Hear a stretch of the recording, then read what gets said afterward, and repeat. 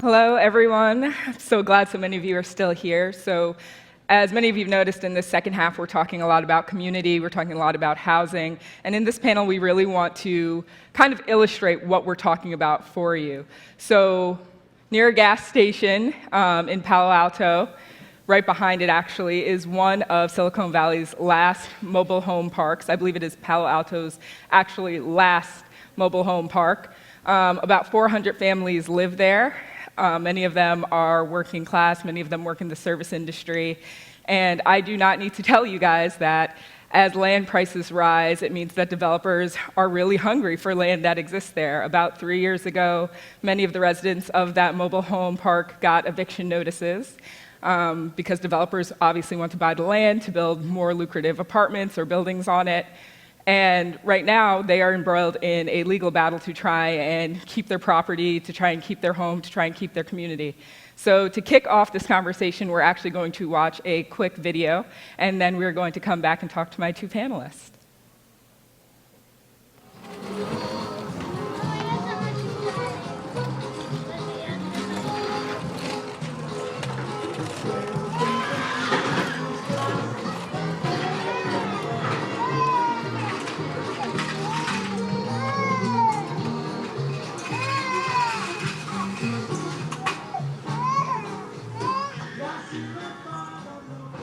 Mis recuerdos favoritos pues era estar jugando nada más.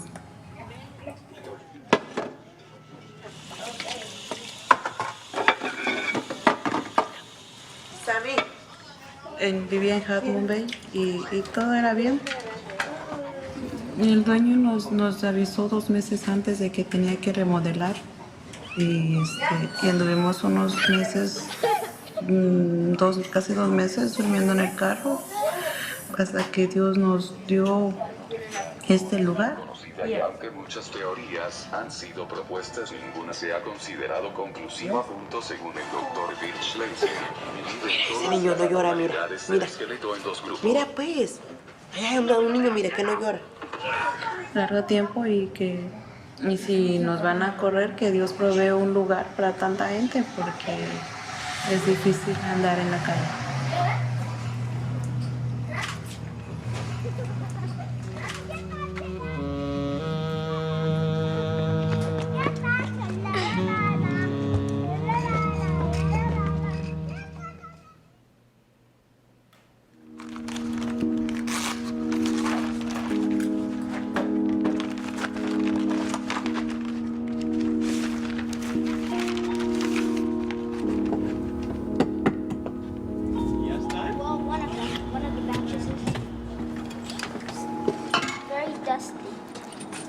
Hola, papá.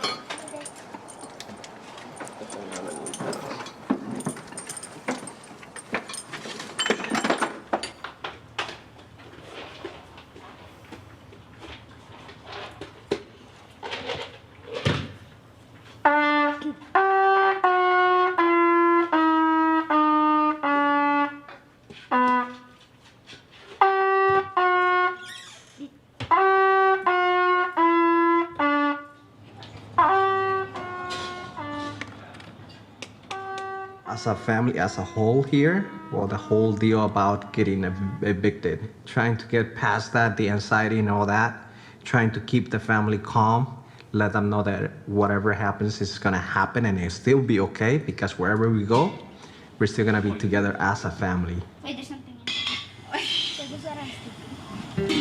What are we thinking? Y, adivina qué, papá. Oh, you cracked my back. Guess I've been a bit worried and stressed at the same time because we're still like trying to stay here and like trying not to go out because this has been a safe place and like there's no bad people here. Put it in Jenny's basket. Yeah. On the cheese. We'll see you guys later.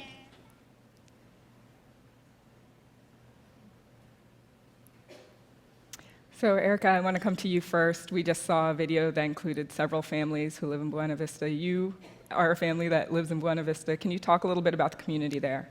Sure. Well, I've been at Buena Vista for 20 years. I grew up there, and it's a very special community at Buena Vista. It's a lot of families, just like myself, have been living there for more than 20 years, 30 years. We all know each other. We're a very tight community. We rely on each other for mutual support. For instance, my family, I have my parents that live at Buena Vista, also my sister, a cousin, and a brother-in-law. They own their mobile home, but we're all together. So it's very special, and just like me, there's other families, like the one in the video, Nicolas and his family.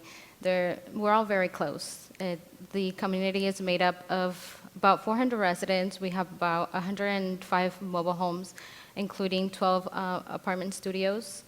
Let's see, most of them are Latino. I'd say 85% Latino families. We also have seniors in the park, people with disabilities. Kyra, we've been talking a lot today about displacement, about housing. In what ways is Buena Vista illustrative of what's going on in Silicon Valley in a more broad sense? Yeah. I mean, the pressure that's happening at Buena Vista, it has to do with land value. And I mean, obviously, many of our clients, and we see this every day in our law office, our free legal services, folks are coming who the rent is too high. Their, apartment building is going to be converted or raised to build luxury condos or other types of dwellings. And, it's just one example of the kind of displacement that's happening of communities. It has a lot of elements to it it's kind of reflective of the displacement that we're seeing. One is it's a lot of people being displaced, at one time, so it's very visible. And, what we see in the office is like 5 to 7 families every day, and they're suffering the same thing as the residents of Buena Vista Mobile Home Park, and they aren't as visible because it's kind of not like the whole park or a whole building being closed down or being converted.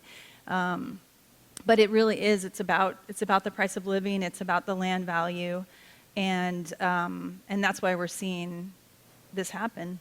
All right. So you guys got those eviction notices, it was about 3 years ago, correct? 4 years. 4 years. And this has been a long, ongoing battle. I'm wondering if you can both, I know there's been a lot of partnership between the community and their legal support to fight to keep your homes. So can you talk to me a little bit about the ways in which you went out into the community, into Greater Palo Alto, to try and engage the community for this issue? Sure. So it's been a lot of work. Every time, I have to speak in front of the public, I always thank all the supporters. It's been a lot of work, and the response from the community in Palo Alto has been amazing. The first couple of years, on the weekends, we would go talk to different different community groups about our displacement situation and to try to get support, and it's been amazing. Right now we have the PTA supporting us, different local churches, as well as other community groups. Yeah. It's been a lot of work, but it's amazing where we're at, and I always say we've been able to stay in our homes this long thanks to the support of the community. Yep. And, I should say, so Erika is the president of the association, and when we started our advocacy work at the park, there was no formal association. Now there's a nonprofit organization, and the board that Erika's on has been kind of the driving force between keeping the community together, keeping their spirits up, keeping them organized, reaching out to all these other community members and local governments to talk about their plight. Lots of times, lawyers, I'm a lawyer, but a lot of times lawyers are kind of like hired guns, and the client will say, go do this thing, and then you kind of come back and say, we won or lost, with some interim consultation in the middle.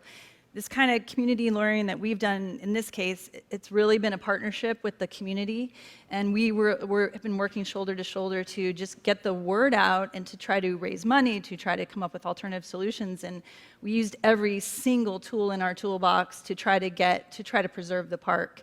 And to be honest, for about 3 years, it was pretty clear that it was definitely an uphill battle and probably a losing battle. And it wasn't until really the last few months that it seemed like there might be a light at the end of the tunnel, and even then we're not done.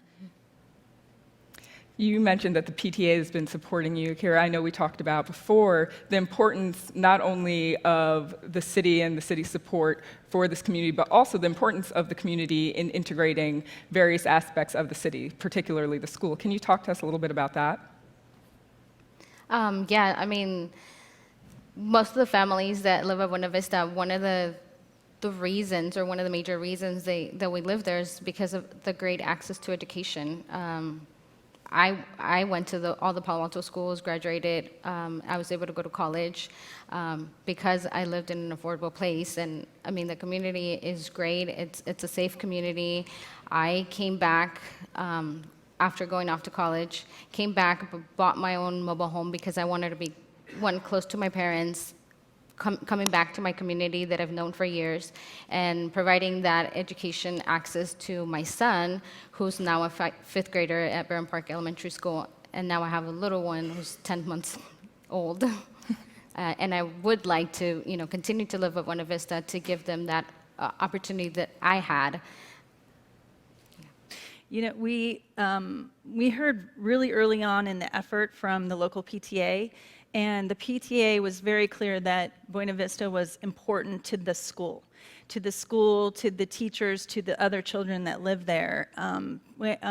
Frankly, Buena Vista is single-handedly integrating Barron Park Elementary School and other schools in the area. Buena Vista represents 10% of Palo Alto's Latino population. No one there is under the illusion that they would be able to stay, even with the relocation package that was offered by the owners, in Silicon Valley. So, and experts that we retained to look at this issue, it was pretty clear that the residents, if they had to leave Buena Vista, they will be leaving the area altogether.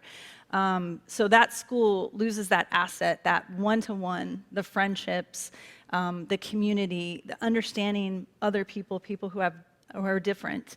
Eric and I were talking in the green room about how after the election, it's more and more clear that we need to be with people who are different from ourselves to understand the other.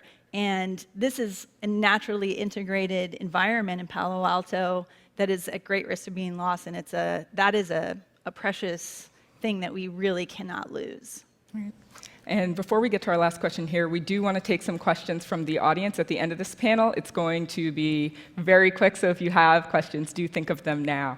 So I want you to update us a little bit about where the legal battle is, and then also what happens if issues of affordability aren't addressed. Yeah, so not to get in the weeds too much, we were forced to file a lawsuit against the city of Palo Alto, and the purpose of the suit was to stop the closure unless there was adequate relocation assistance monetarily to give to the residents. And we felt that the relocation package that was offered was insufficient to allow those residents who own their homes, who have equity in their homes, to buy or rent comparable housing in the area. And that case was litigated this week, and we are waiting for the judge's ruling. That also, like these legal cases that involve kind of untested questions of law, and Palo Alto's relocation ordinance has never been used before, so we don't really know what the judge will do. That is it's a pretty hard thing to rest the fate of an entire community on one small legal case. And after we filed the lawsuit, we heard from the Santa Clara County Housing Authority that they intended to take the property through eminent domain and compensate the owners with the market value of the property, and to preserve it indefinitely as an affordable mobile home park. Now, that hasn't happened yet. So when we heard from Supervisor Joe Simidian, who's been one of the very strong advocates for the park, who's a county supervisor, that this was the plan of the Housing Authority, he asked us after the meeting, why weren't we so excited? And I think it hasn't happened yet. And a lot of legal machinations can happen, and as a lawyer, I know a lot of things can happen.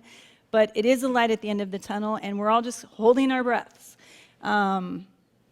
because, you know, the two people that you saw in the video, I mean, if you watch the whole video, and I think it's online, and the filmmaker was amazing, it's pretty heartbreaking to watch, and it really shows you what it's real lives. It's not kind of statistics on a graph showing displacement.